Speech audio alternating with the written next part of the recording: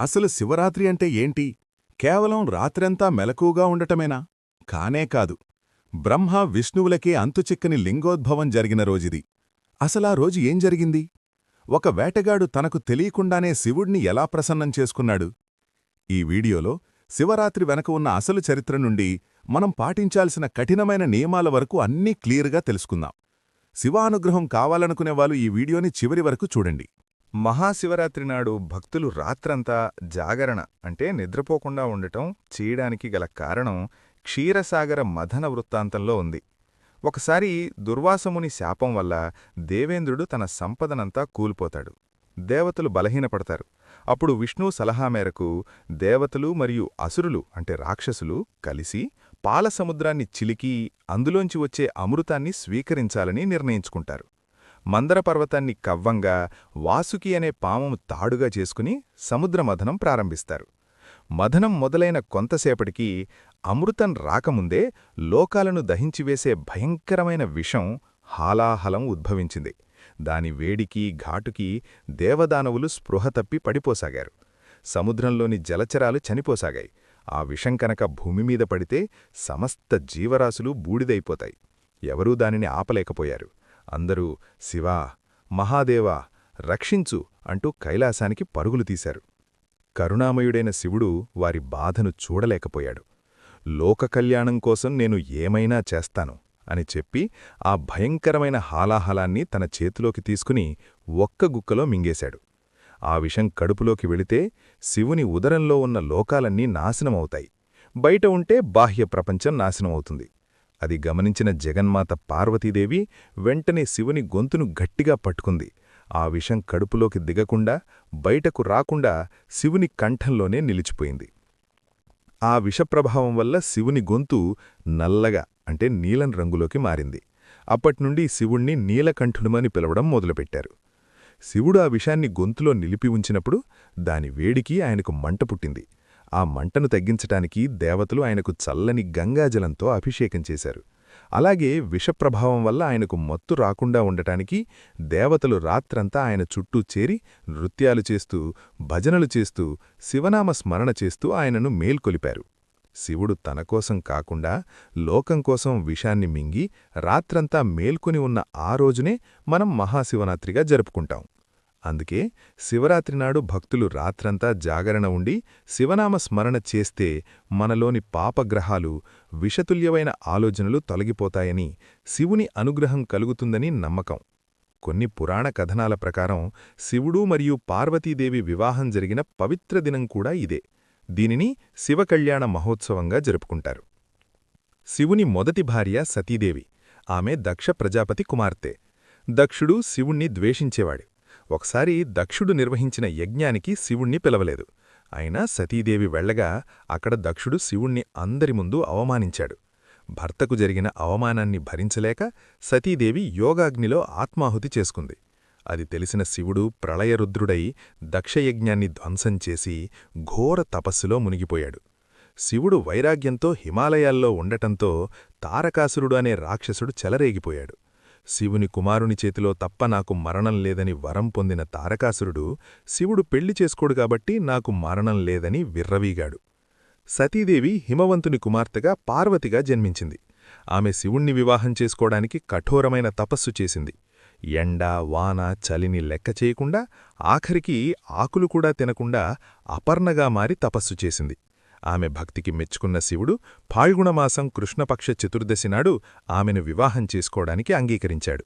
శివపార్వతుల వివాహం హిమాలయాల్లో అత్యంత వైభవంగా జరిగింది. బ్రహ్మ పురోహితుడుగా, విష్ణువు కన్యాదాతగా వ్యవహరించారు. ఈ పవిత్ర దినాన శివపార్వతులను ఆరాధించే దంపతులకు అన్యోన్య దాంపత్యం, కుటుంబ సౌఖ్యం లభిస్తాయని ప్రతీతి. శివరాత్రి వ్రతం ఎంత శక్తివంతమైనదో చెప్పడానికి పురాణాల్లో లుబ్ధకుని కథ లేదా వేటగాడి కథ చాలా ప్రసిద్ధమైనదే. ఒక సామాన్య మానవుడు తెలియకుండా చేసినా సరే శివారాధన వల్ల ఎలా మోక్షం పొందాడో ఈ కథ వివరిస్తుంది. త్రేతాయుగంలో ఒక దట్టమైన అడవిలో గుహుడు, కొన్ని కథల్లో లుబ్ధకుడు అనే వేటగాడుండేవాడు. జంతువులను వేటాడి కుటుంబాన్ని పోషించడం అతని వృత్తి. ఒకరోజు మహాశివరాత్రి. ఉదయం నుండి సాయంత్రం వరకు అతను అడవంతా తిరిగినా ఒక్క జంతువు కూడా దొరకలేదు.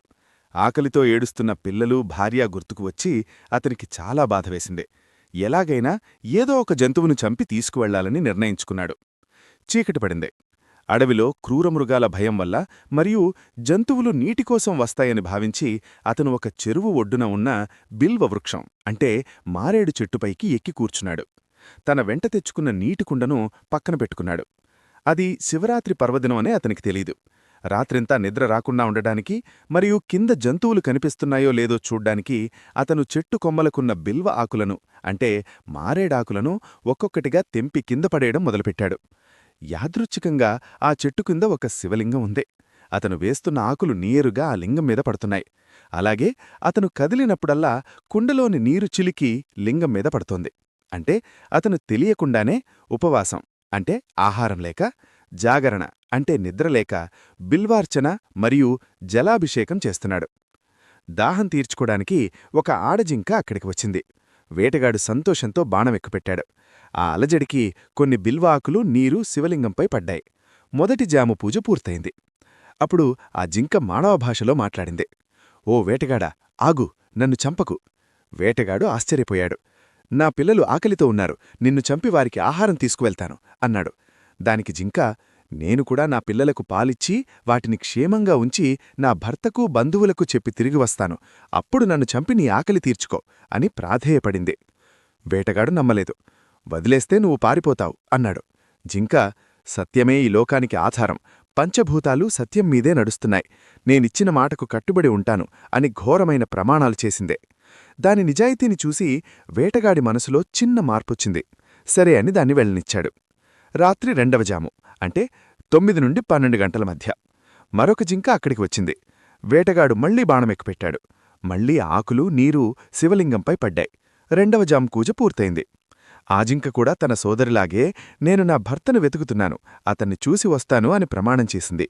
వేటగాడు దాన్ని కూడా వెళ్ళనిచ్చాడు. రాత్రి 3వ జాము అంటే 12 నుండి 3 గంటల మధ్య ఒక మగజింక ఆ 2 జింకల భర్త తన భార్యల కోసం వెతుకుతూ వచ్చింది. వేటగాడు దాన్ని చంపబోయాడు. మళ్లీ శివార్చన జరిగింది. 3వ జాము పూజ. ఆ మగజింక కూడా నా భార్యలు పిల్లలు నాకోసం ఎదురుచూస్తూ ఉంటారు, వారిని ఓదార్చి బాధ్యతలు అప్పగించి వస్తాను అని చెప్పి జంతువులకున్న ఈ ప్రేమ బాధ్యత చూసి వేటగాడి ఆశ్చర్యపోయి దాన్ని కూడా వెళ్ళనిచ్చాడు. రాత్రి 4వ జాము అంటే 3 నుండి 6 గంటల మధ్య వేటగాడు ఆ జింకలు రావు అనుకున్నాడు. కాని ఆశ్చర్యంగా ఆ 3 జింకలు తమ పిల్లలతో సహా అక్కడికొచ్చాయి. ఓ వేటగాడా, మేము మా మాట నిలబెట్టుకున్నాం, మమ్మల్ని చంపి నీ ఆకలి తీర్చుకో, మా శరీరం పరులకు ఉపయోగపడటం మా అదృష్టం అని అవి తమ ప్రాణాలను అర్పించడానికి సిద్ధపడ్డాయి. ఆ మూగజీవుల సత్యసంధత, త్యాగబుద్ధి చూసి వేటగాడి కఠిన హృదయం కరిగిపోయింది. అతని కళ్లలో నీళ్లు తిరిగాయి. ఛీ, బ్రతుక్కోసం నేనింతటి పాపం చేస్తున్నానా? జంతువులకే ఇంత ధర్మముంటే మనిషినైన నాకింకెంత ఉండాలి? నా స్వార్థం కోసం ఇంతమందిని చంపాలా అని పశ్చాత్తాపం చెందాడు. చేతిలోని విల్లు బాణాలను కింద పడేశాడు. ఆ సమయంలో కూడా బిల్వ ఆకులు శివలింగంపై పడ్డాయి. 4వ జాము పూజ. వెంటనే అక్కడ ఒక దివ్య తేజస్సు వెల్లివిరిగింది. సాక్షాత్తు పరమశివుడు ప్రత్యక్షమయ్యాడు.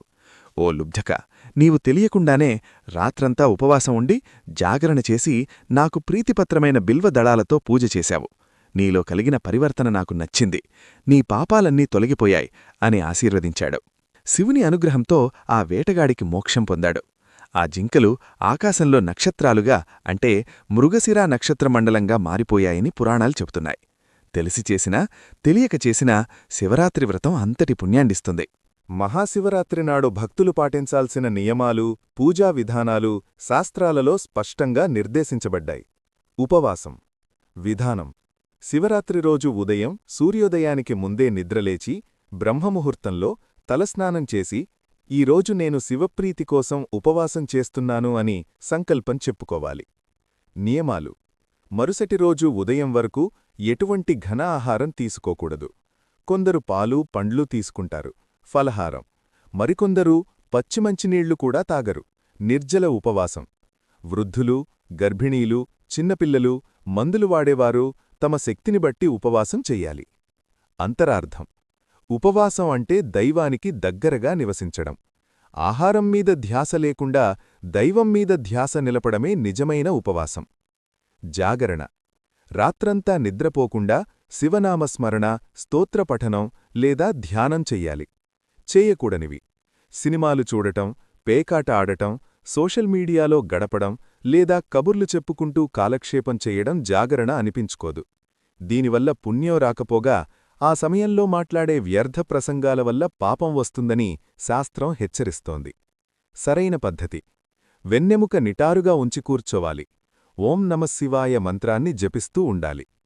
4 ప్రహరాల పూజ: శివరాత్రి రాత్రిని 4 భాగాలుగా అంటే జాములు లేదా ప్రహరాలుగా విభజించి ఒక్కో సమయంలో ఒక్కో రకమైన అభిషేకం చేయడం విశేషం.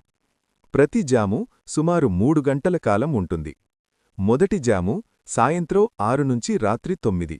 పాలు. ఋగ్వేద మంత్రాలు: హ్రీం ఈశానాయ నమః, సత్వగుణ ప్రాప్తి, పాప ప్రక్షాళన.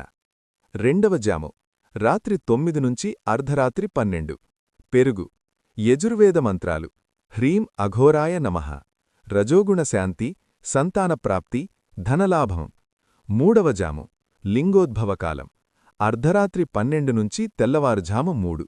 నెయ్యి. సామవేద మంత్రాలు: హ్రీం వామదేవాయ నమః, ఆయుష్షు పెరుగుదల, జ్ఞానప్రాప్తి, మోక్షం. నాలుగవ జాము తెల్లవారుజాము 3 నుంచి ఉదయం 6. శివుడు అభిషేకప్రియుడు.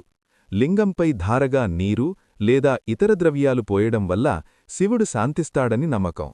ఒక్కో ద్రవ్యానికి ఒక్కో విశిష్ట ఫలితం ఉంది. ఆవు పాలు: సర్వసౌఖ్యాలు, శాంతి. ఆవు పెరుగు: ఆరోగ్యం, బలం, అందం. ఆవు నెయ్యి: ఐశ్వర్యం, వంశాభివృద్ధి. తేనె: మధురమైన కంఠం, తేజస్సు. చెరకురసం: దుఃఖనాశనం, ఆకర్షణశక్తి. భస్మజలం: మహాపాపహరణం. కొబ్బరినీరు: సర్వసంపద వృద్ధి. గంధం: పుత్రలాభం. శివపూజలో మారేడుదళం లేనిదే పూజ అసంపూర్ణం. 3 ఆకులు కలిసి ఒక్క దళంగా ఉంటాయి. ఇది త్రిగుణాలకు, సత్వ, రజ, తమోగుణాలకు మరియు త్రినేత్రాలకు, సూర్య, చంద్ర, అగ్నికి ప్రతీక. లక్ష్మీదేవి తపస్సు ఫలితంగా మారేడు చెట్టు పుట్టిందని, అందుకే దీనిని శ్రీవృక్షమని కూడా అంటారు. దీనితో పూజిస్తే లక్ష్మీ కటాక్షం కలుగుతుంది. ఇదండి ఇవాల్టి వీడియో. మరి ఈ శివరాత్రికి మీరు జాగరణ చేస్తున్నారా లేదా ఉపవాసముంటున్నారా? కింద కామెంట్స్లో హరహర మహాదేవ అని టైప్ చేసి చెప్పండి. మరిన్ని పురాణ గాథల కోసం మన వర్స్ ఆఫ్ పురాణ ఛానల్ని సబ్స్క్రైబ్ చేసుకోండి. అందరికీ మహాశివరాత్రి శుభాకాంక్షలు. ఓం నమః శివాయ.